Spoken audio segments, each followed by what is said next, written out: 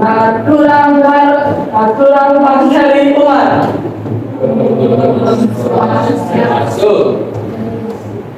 Beri hormat.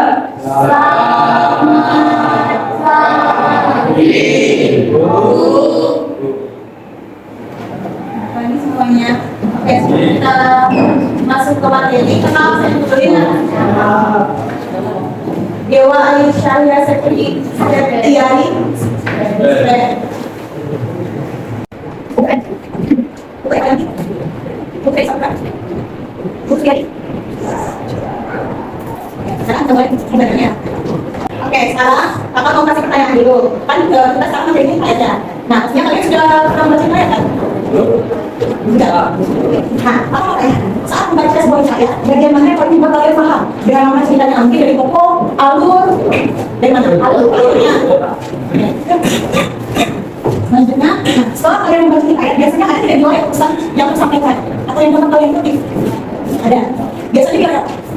Nilai mana? Nilai moral, nilai apa? Ya. Nilai moral, nilai sosial, pastinya nilai yang baik ya. Nah, berarti sekarang kita akan belajar tentang unsur intrinsik, ekstrinsik, dan nilai pada saya. Nah, ada yang tahu apa itu unsur intrinsik dan ekstrinsik? Ada yang tahu? Kalau ada yang tahu apa? Ada yang tahu? Kalau unsur ekstrinsik itu adalah unsur yang membangun cerita dari dalam. Kalau unsur ekstrinsik itu adalah unsur yang membangun cerita dari luar. Nah, yang pertama kita bahas tentang unsur intrinsik. Nah, sebelum itu aku mau menyampaikan tujuan pembelajaran. Setelah aku menjelaskan, adik-adik dapat mengetahui unsur-unsur intrinsik dalam saya, dapat mengetahui unsur ekstrinsik dalam saya, dan adik-adik dapat mengidentifikasi nilai-nilai yang terkandung dalam saya. Selanjutnya yaitu ada unsur intrinsik. Nah, seperti yang kalian tahu, kalau unsur intrinsik itu tema apa saja? Kelompok, apa lagi? Ya, alur, apa lagi? Akan aku? Beda. Peristiwa itu tidak masuk intrinsik. Aku akan masuk ke dalam kelompok kan? Kalau belum ada yang paham, kita jelaskan ya. Nah, pertama kita masuk ke unsur intrinsik yang pertama adalah nah, tema adalah pokok pemikiran atau ide utama yang latar belakang sebuah cerita atau sebuah peristiwa. Nah, dalam saya, tema itu biasanya berupa kerajaan, petualangan. Kalau kalian semua baca Hikayat Indra Bangsawan, sudah pernah baca? Belum. Yang mana yang sudah? Siapa yang sudah pernah baca? Belum ya? Nah, kalau kita Indra Bangsawan itu biasanya temanya petualangan. Jadi tema itu yang mendasari suatu cerita atau ide pokoknya. Nah, yang kedua adalah alur. Nah, alur itu adalah rangkaian peristiwa. Nah, alur itu dikenal ada tiga kalau di kita ya. Ada alur maju, alur mundur, sama alur berikan. Kalau alur maju itu cerita yang kronologis, cerita yang struktur dari awal hingga akhir. Nah, kalau alur mundur biasanya dimulai dengan konflik, terus klimaks, terus penyelesaian, baru dibuka dengan cerita awalnya. Nah, kalau alur berikan itu adalah cerita di dalam cerita. Paham alur berikan? Contoh mudahnya gini, akan menceritakan ke kalian tentang masa SMA kakak. Tapi di dalam cerita tersebut ada tokoh lagi yang masuk ke dalam cerita kakak. Nah, bisa jadi kakak menceritakan tentang ceritanya tokoh tersebut. Maka untuk adik-adik kalau ada yang mencatat boleh. Kalau kalian merasa penting boleh dicatat. Nah, selanjutnya itu tokoh dan pemeran. Nah, seperti yang kalian tahu bahwa tokoh dalam cerita itu adalah pemeran di dalam cerita. Nah, kalau tokoh itu ada pemeran antagonis, protagonis, dan protagonis. Ada yang tahu apa itu antagonis? Ya, paling atau yang tentang yang protagonis. Baik. Kalau protagonis ada bayarnya. Benar. Nah, kalau pemeran itu sudah tahu ya, sifat, karakter, dia baik, jahat, ya. Nah, kalau latar itu dibagi menjadi tiga. Ada latar tempat, latar suasana, dan latar waktu. Nah, kalau latar tempat itu merujuk pada lokasi atau tempat di mana peristiwa itu terjadi, di sana, di desa, dan lain sebagainya. Kalau latar waktu itu kapan peristiwa itu terjadi, biasanya kayak zaman dulu atau zaman yang sudah lama, atau bisa jadi dalam hari, kayak malam hari, siang hari, sore hari. Nah, kalau suasana itu perasaan tokoh atau juga bisa perasaan di lingkungan sekitar, kayak mencekam, tegang, takut. Nah, selanjutnya itu sudut pandang. Nah, sudut pandang itu dibagi menjadi tiga. Sebelumnya kalian bisa baca sedikit cara menempatkan dirinya atau posisi pengarang dalam cerita. Jadi sudut pandang orang pertama itu menulis cerita melalui pemikiran atau pengalaman mereka atau pengalaman sahabat. Biasanya dipakai kata ganti aku atau saya. Nah, sudut pandang orang kedua biasanya pakai kamu, terus anda, kalian. Nah, kalau sudut pandang ketiga, ini yang biasanya dapat dalam hikayat serba tahu atau nggak tahu biasanya seperti itu. Nah, itu menggunakan kata dia atau nama tokohnya sendiri. Jadi sudut pandang orang ketiga itu dia serba tahu dalam hal termasuk pemikirannya karakter tokoh dalam cerita.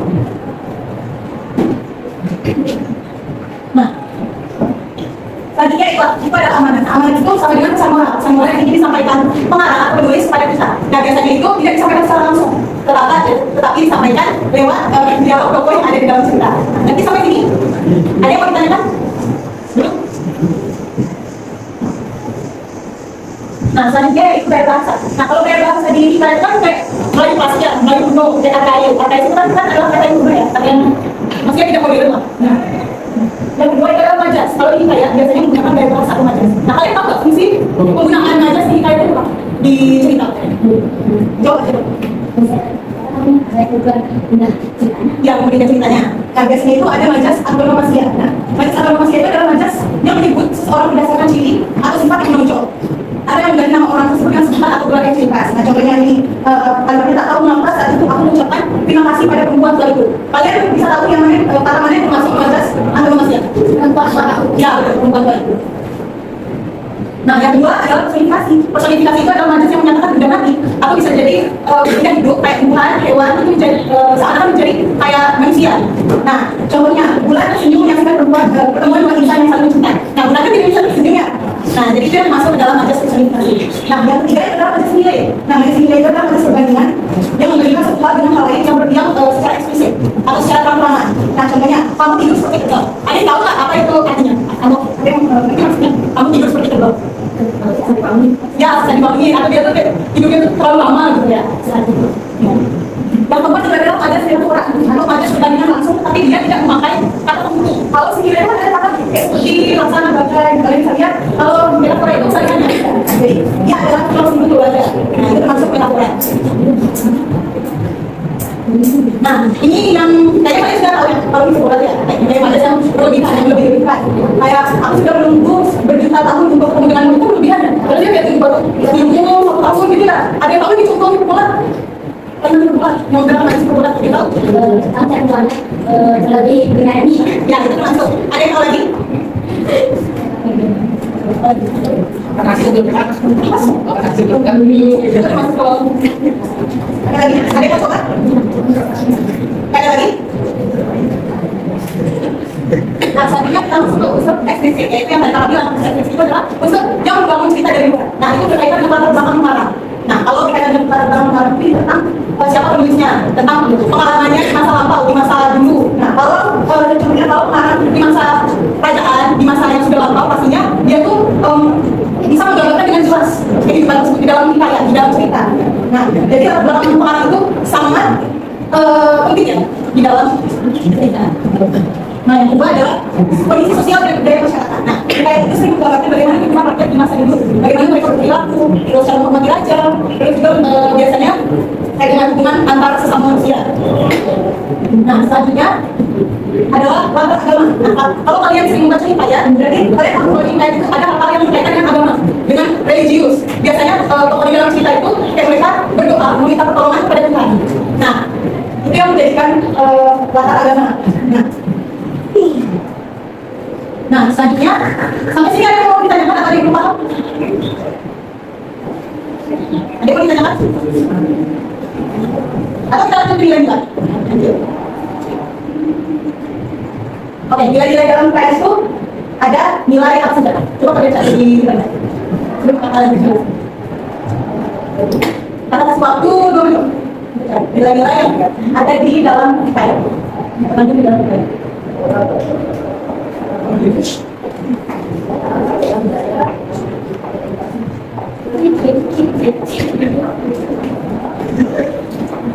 Kalau dirasakannya sangat dasar, soalnya kita tadi menggunakan sampahnya biar semuanya yang baik. Udah cari? Apa saja nilai dalam nilai dalam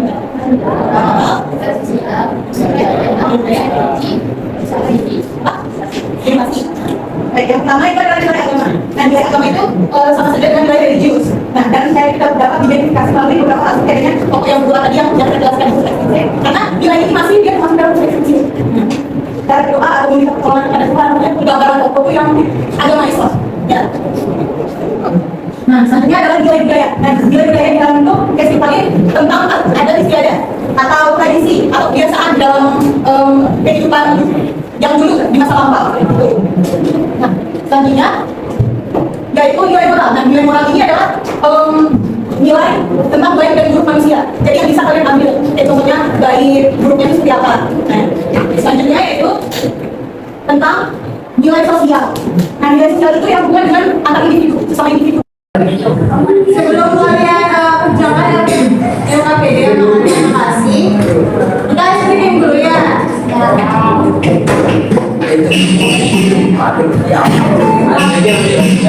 Kalian udah tahu nggak?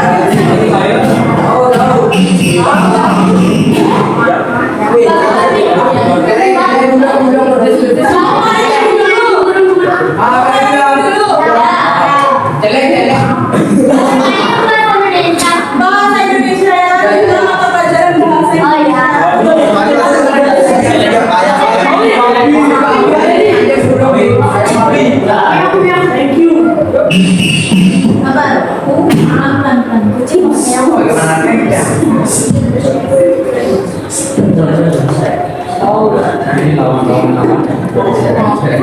Kita mulai ya. Ingat nama-nama hewannya biar tidak salah. 1, 2, 3.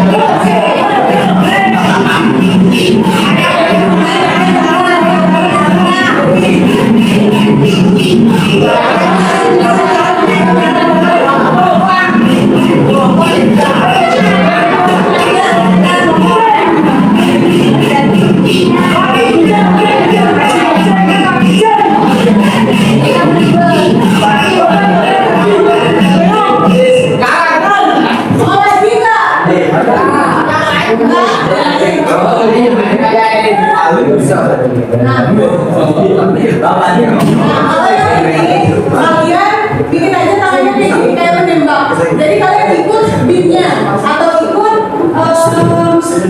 apa namanya? Ikut setangannya ya. 2, 3.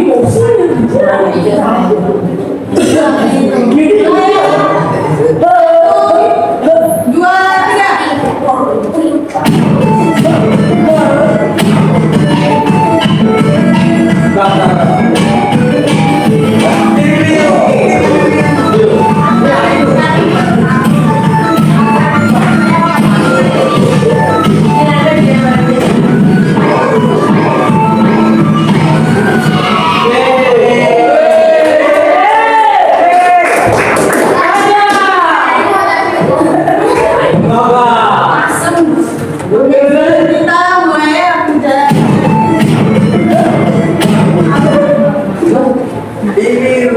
Misalnya kalian mengerjakan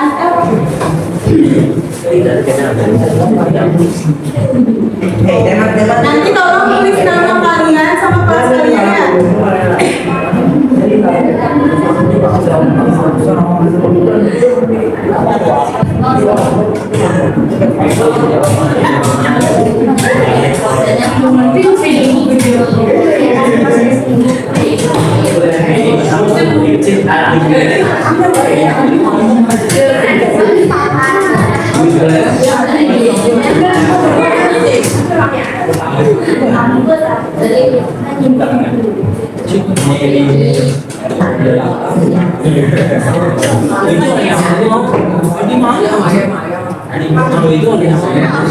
Tidak dapat semua ya.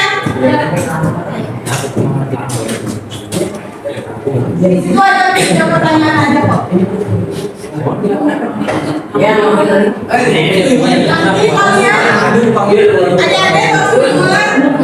Nanti kalian adik-adik nanti kalian bilangnya siapa yang ada di unsur Indonesia, siapa yang ada di unsur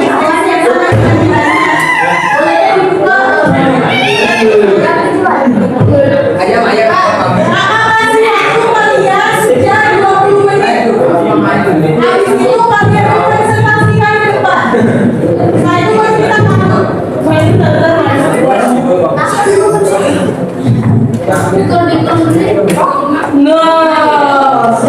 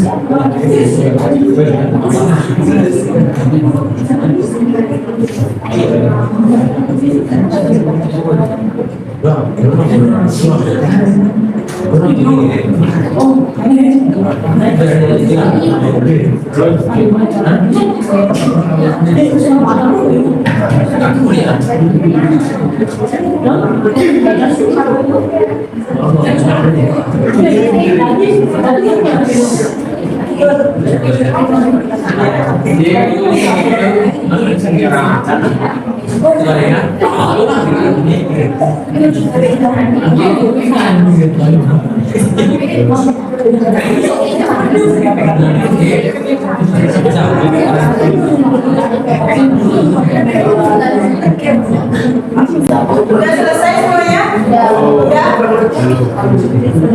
Kalau yang udah selesai boleh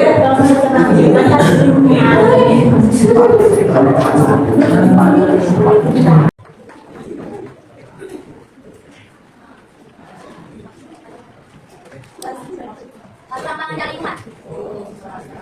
Baik teman-teman, terima kasih atas waktunya yang sudah diberikan oleh Pak Bupati. Jadi di sini kami akan mempresentasikan hasil KPD yang teman-teman buat. Dan pertama-tama saya akan berkenalan terlebih dahulu. Perkenalkan saya Muhammad Sajid saya masih Bapak. Saya pada ujiannya ke-11. Oke, terima kasih teman-teman yang perkenalkan diri. Jadi untuk teman-teman kalau perkenalkan presentasi kami karena ini sangat penting dan kami mengenalkan tema yaitu hikayat Umar Budi. Jadi pertanyaan nomor 1 akan saya jawab sendiri.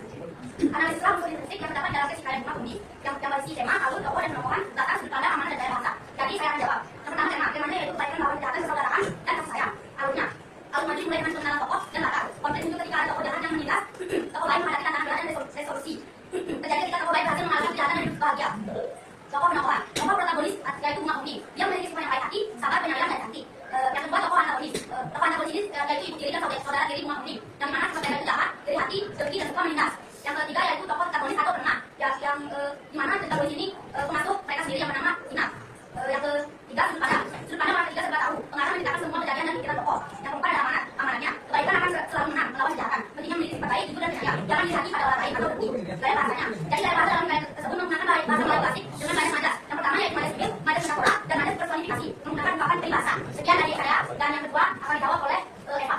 Baik, beberapa unsur ekspresi pada apa saja yang terdapat pada hikayat Umar Budi. Jelaskan unsur ekspresi yang terdapat pada hikayat Umar Budi meliputi satu latar belakang budaya, istana, sentris, cerita ini latar belakang kehidupan kerajaan lain kuno. Raja putri istana dan berfungsi sebagai benda asal usul Umar Budi. Dua adalah kehidupan. Satu nilai moral menempatkan pentingnya kebaikan hati dan menghindari sifat diri atau dengki dalam keluarga. Nilai sosial mengenai kasih sayang dan keharmonisan antara anggota keluarga. Dua latar belakang pemenang atau objek. Cerita ini tidak diketahui kemanapun atau objek menceritakan bahwa dia adalah milik bersama dan kolektif masyarakat paling masif. Baik, yang tidak akan dikatakan oleh seperti ini. Juga sebutkan dan jelaskan nilai saja yang terdapat dalam hikayat tersebut. Satu adalah dalam cerita Raja Pasadi dalam rumahnya kita mendapat kasih sayang. Dua kesabaran, menunjukkan kesabaran dalam menghadapi tidak ada saudara-saudaranya. Dua keberanian, menunjukkan mengungkap kebenaran dalam situasi yang sulit. Yang keempat juga punya membawa kebaikan dan untuk kesehatan saudara-saudaranya. Kelima menyesalan, pada saudara punya mencari keluarga mereka setelah kebenaran juga. Baik, jadi hanya yang bisa jawab jika ada kekurangan atau salah kata mohon maafkan karena semua orang tidak sempurna pasti akan melakukan kesalahannya tanpa sengaja maupun sengaja. Baik, sekian dari presentasi kami dengan nama Sati, Bung Sati. Ada yang lain? Ada yang selesai? Oke, kita belum nanti kan kita mulai. Sekarang kita lanjut ke prosesnya. Yang lain belum kalian? Ya.